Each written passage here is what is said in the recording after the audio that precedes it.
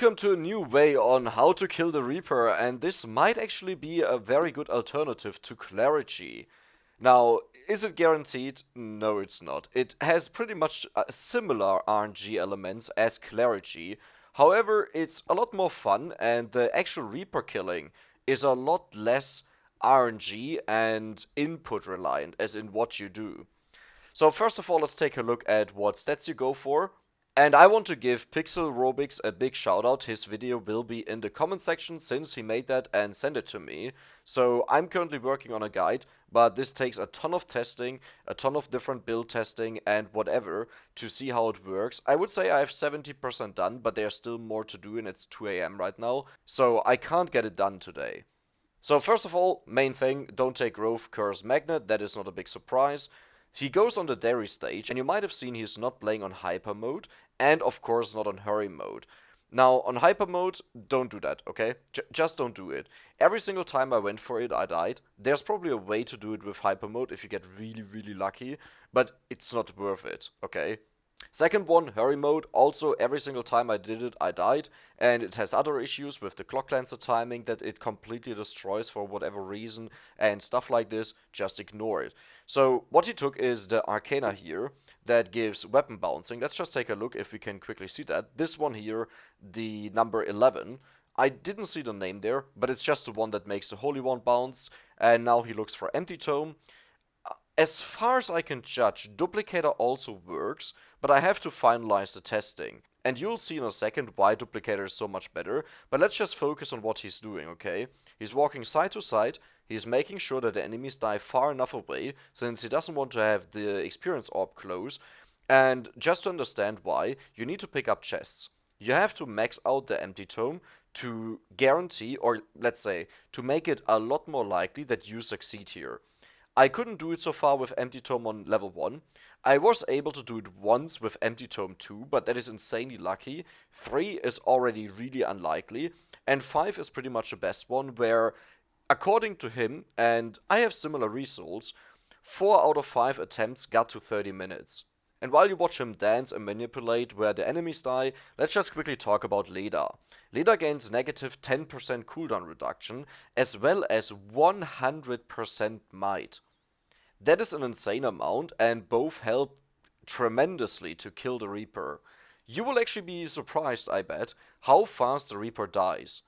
I mean, given that you're not using Rune Tracer, right, with the bouncing. So as you can see, he walks to the chest, he picks it up, he gets Empty Tome level 2, now he goes back into the position, makes sure that they don't block it all with experience, and he will keep doing that.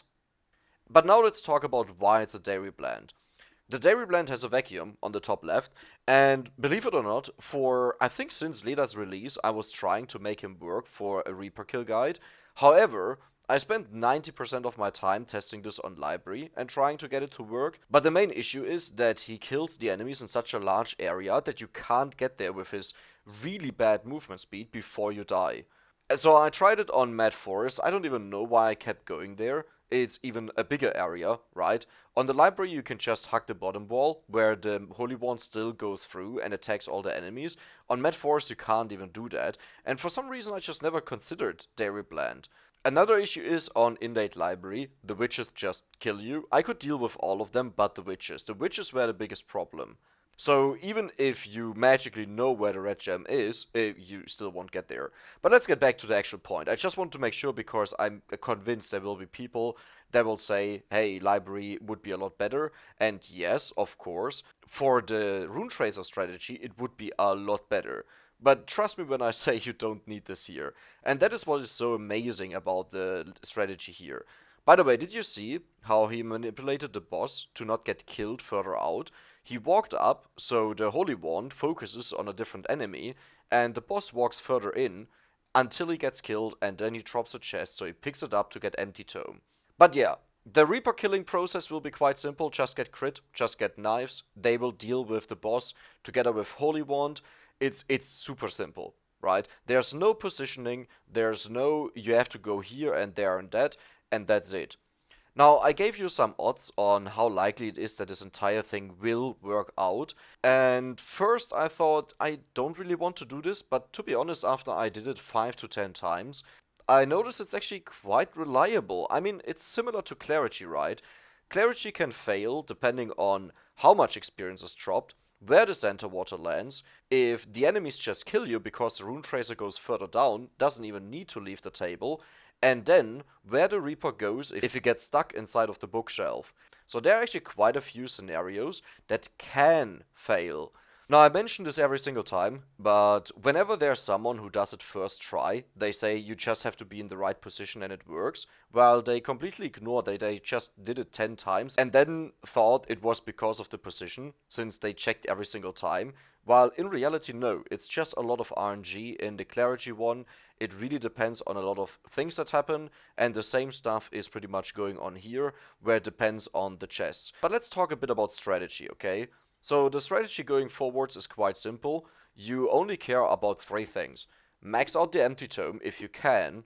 Obviously don't get experience that would get you to level 3. Then just give it a try and hope that it works. Hope that the stalker doesn't spawn and kill you. At 8 minutes and 12 minutes there's a 30% chance.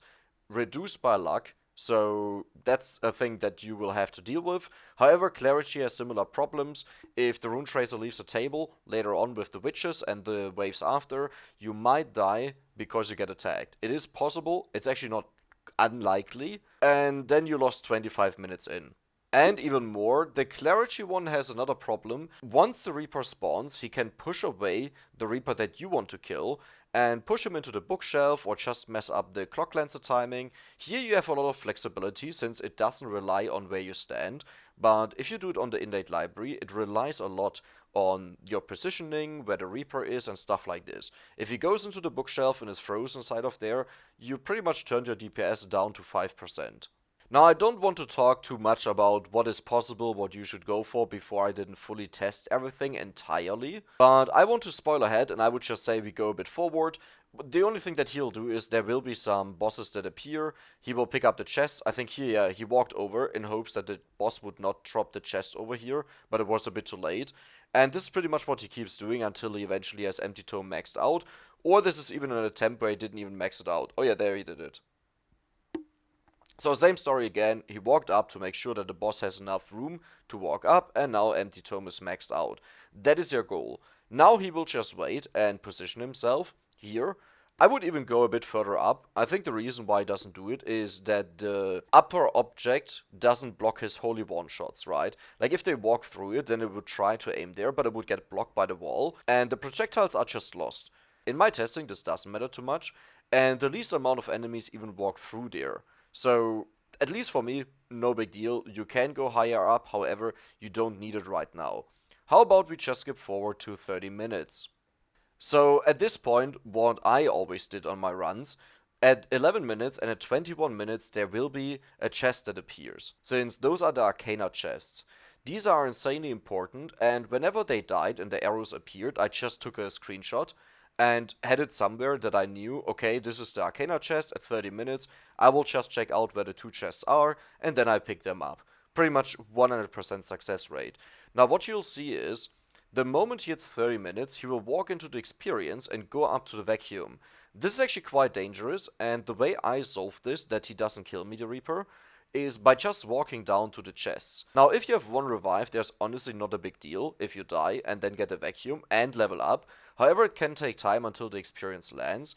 And it might also happen that you died on your way here and you have 0 left, okay? So if that's the case, just start picking up experience, get a level up, get invulnerability, get the vacuum, and then go to chests. Try to go to chests. If there are none, sucks. So what you'll see here, he goes up, and he's waiting, and now that it explodes, it's literally about to explode, he could even already go up there, since it takes some time to pick up the experience. There you go, the Reaper spawned, and he goes there, he picks it up, he walks into the chest, invulnerability, perfect. That means he can't die either way, but now he starts leveling up. And he will look for certain weapons. Now, at this point, I recommend just banishing. Like, if you see something that you don't want to have, just banish it. You will have so many levels on this map, it's insane. Now the next part is a bit more complicated. If you watch my Clarity guide, then you know that I banished Clock Lancet at 5 and the Spellbinder at 4 to make sure that you have the best timing possible that still allows you to die. So just in short, it's a very bad timing if freezing and cooldown is exactly on the same counter, because it might happen that the Reaper gets frozen while he's jumping away, and then he's frozen in this other position where he jumps to, and the entire cooldown is off. You need to understand that it's not about having the longest duration, it's about having a minimal difference between how long is he frozen and how long does it take for the Clock Lancer to come around again. So at this point here, I would just banish Whip. I wonder if he skipped. Okay, he did skip.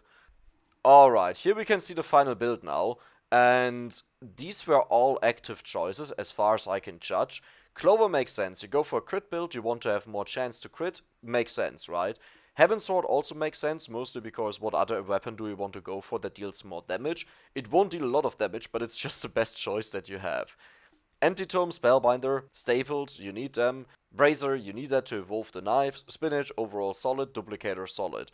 So he's about to be done here, and this will be actually quite tricky. We just had a huge jump, and as you can see, he's on level 159. If you just use your mouse cursor left click and hold it down and walk towards a direction, it's the same as on controller, where they can walk while they do level ups. I highly recommend this, that you can already walk on chests and just wait there. It will still finish your level ups first, but pretty much the moment you're done, you immediately get the chest and you don't waste invulnerability frames. Go to the closest chest that you can find and just evolve your weapons and make sure that you pick up the Arcana. Without Slash, this is really bad. So let's just take a look on what happens. He got the first chest here. Okay, he already was on one, so he did the movement. Here's the Arcana. Now, I'm pretty sure he actually knew where the Arcana is. The only thing that he was doing there is pathing towards the right direction. One big downside that I should mention here is Arcana. Okay, there is a chance that you won't get Slash, and while this doesn't matter for Clergy, here it matters quite a lot, right? Like for Clergy, the first Arcana is important, the rest isn't. So, yeah, that's a bit of a problem if you don't get Slash. I gotta say, the timing here is insanely good. And there's not really anything that I would change build-wise except for Rune Tracer. Like, if you were to the right now, and you get the Rune Tracer to bounce between him and the wall, it's an insane amount of damage. But again, before I do a proper guide and say, yeah, definitely I would do that, I will just finish all of my testing and make sure not only what is the best, right? I don't really care about the best, I care about what's the most reliable. Oh, this is evil. So his entire shield got broken here. So what I really like about what he did here is he didn't bother to get the Arcana. He just said, I'm gonna fire on this Reaper, I'm gonna make sure that I kill him, and maybe if he dies he would go for the Awake Arcana, but it doesn't make sense to waste time in a moment like this. You want to make sure that you kill the Reaper as soon as possible, and that's it. The moment he picks up the Awake Arcana and dies, his timing will be off, and the Reaper will be frozen longer than he is right now in the rotation that he had. That means the Reaper will unfreeze after the Clock Lancet hit him. So let's just continue watching. He is still hitting him. And there's a death at 3120. 3120 is a really solid time. I would say that is something when I don't have an optimal run on Clergy. Usually optimal runs end before the 31-minute mark. But I did this a ton of times, right? Like, I think I killed a total of 60 to 70 Reapers with the Clergy strategy, and it still is not guaranteed that I do it before the 31-minute mark. And the real impressive part about this entire thing is, you don't have to be good. Like, there was nothing where he had to do something specific. He made sure to stay below the Reaper. Anyone can do that. There's no spot on positioning. There's no weird behavior where the Reaper might jump into a wall or so. It's just stand below the Reaper, keep him frozen, and shoot into him. That's it. So, I hope you enjoyed the video. Check out Pixel Robix. I will have the link in the pinned comment, as I said, unless I forget it. Bad decks. And in the upcoming days, I will do a full guide where I explain every single step, what you have to look out for, and the weapons that I ended up with.